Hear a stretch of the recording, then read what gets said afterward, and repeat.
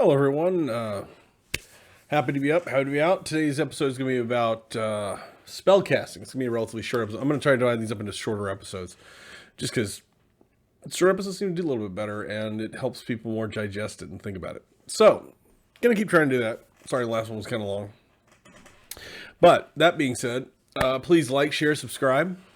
Check me out on Rumble. Check me out on r/riffs. You catch some of my posts there, and then there's Getter Gab, and like I said, Rumble. Check me out on those platforms. See what you like. See if you think. Beyond that, let's get into this. We are talking today about spellcasting. Now, I'll show you this image. This is people in combat spellcasting. What we're going to go over is that it does require finger movements. It does require something. It does require a little bit of, that. All right?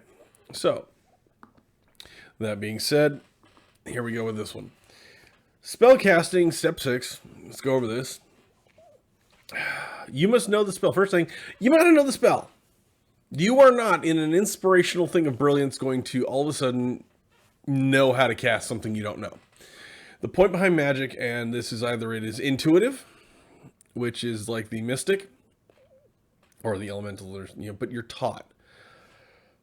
And you spend time developing those. Even when learning a spell, I know you get ones when you advance in level for certain OCCs, you do other things like that, but it's kind of the unspoken thing is that your character probably in their downtime is constantly reading books or finding new things to read or studying magic.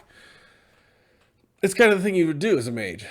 So, you looking for magic, you read a book, you read this, and you learn new spells. There's also something I'll get into later where you can go through the process of buying a magic book that has a couple spells in it. When you buy that magic book, you spend a certain amount of days practicing that and learn it, and it's usually done by level, but I'll get into that more as we go on. Spellcasting right now, your character has to know it. You have to know Fireball, Carpet of Adhesion, all that kind of stuff. You have to know what you're casting because it requires your fingers to move. It requires verbalization. Now, quick note, scrolls in the game are different because when a scroll is created in the game, it's imbued with the magic. Anybody, I believe, can use those. I don't even think you need to be a mage. But what you do need to do is, if you don't have a scroll, is know the spell. It's simple. It's in your spell inventory. You picked it. If you want to learn a spell, specific one, just talk to GM. All right. That's you just got to know it. Now, the next step is it requires verbalization.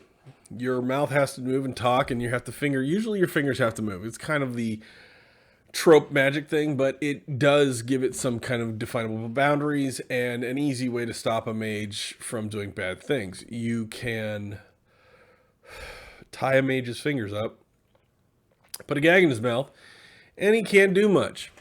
And that's what the Coalition does a lot. There's actually several pictures if you go to like the Coalition War campaign, which I'll get into eventually, where guess what? That's what they do to mages when they catch them. They put a gag in their mouth. They put little like gauntlets on their hand that prevent them from moving or just weighing down. That's how they prevent them.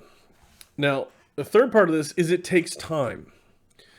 This is sort of that dramatical thing of like the bigger the spell, I'm calling on the powers, the storm clouds gather kind of thing. With Writs, it's a little easier. They do it by level. Like if you read down below, 1 through 5 count as one melee action. These are usually relatively simple spells. Carpet of Adhesion, I think there's a couple of, like little cast lightning, like Lithinus. Okay, that works. Strike a Kiss or Magic Missile, God, Magic Missile's way, it's just too easy of a gag. But if you think about it, that's how it works. All right, now, what they talk about is level 6 through 10 take 2 melee actions. It's a little hard to cast. They're usually a bigger effect, sometimes area effect. Yeah. So, that takes that amount of time. It takes a reasonable amount of time to cast it.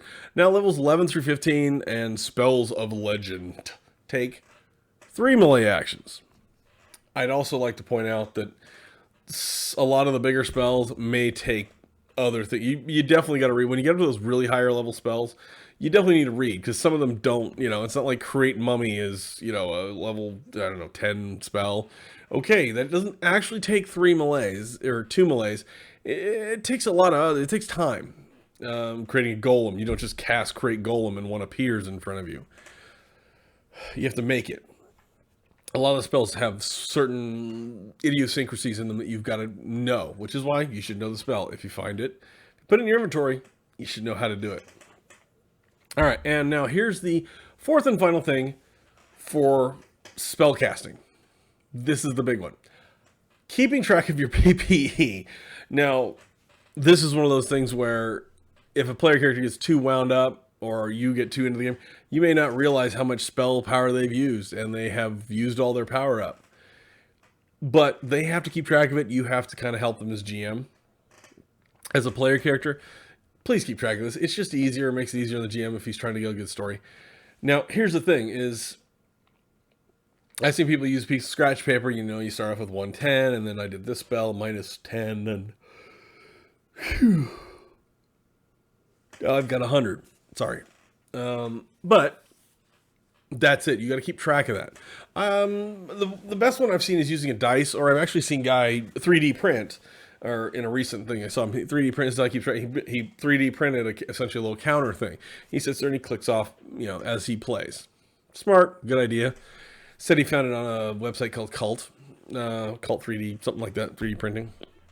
I think I've been there a couple times. It's a pretty interesting place. All right. However, let me get into this one. As you can see, these are mages casting in combat kind of thing. They are casting, here we go. Both of them are. It requires finger movement. Yes, we get the dramatical effect of a fire water elemental fusionist. Techno Wizard wearing enchanted armor. Shadow dragons, which, if you find out, really aren't that good. The battle mages, all of them are doing some sort of hand gesture, and they're probably speaking something. Now, the art's really good. This is art in the main book. But that's what you got to do. And remember, you are playing an RPG, which is thematic, if that's the correct use of the terminology. So, like I said, have fun with it. If you're charging up a lightning bolt spell, you can see lightning kind of crackle around his fingers and shoot out.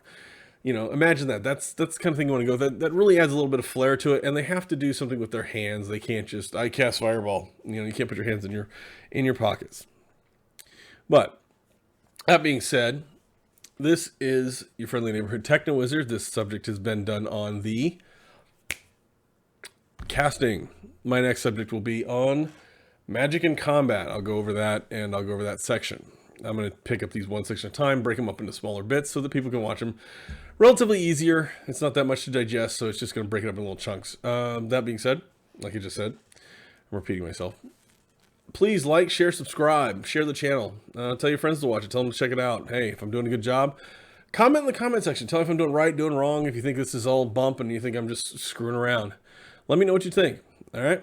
And like I said, check me out on Rumble and check me out on Gab, Getter. There's a whole bunch of cool little sites getting started up there.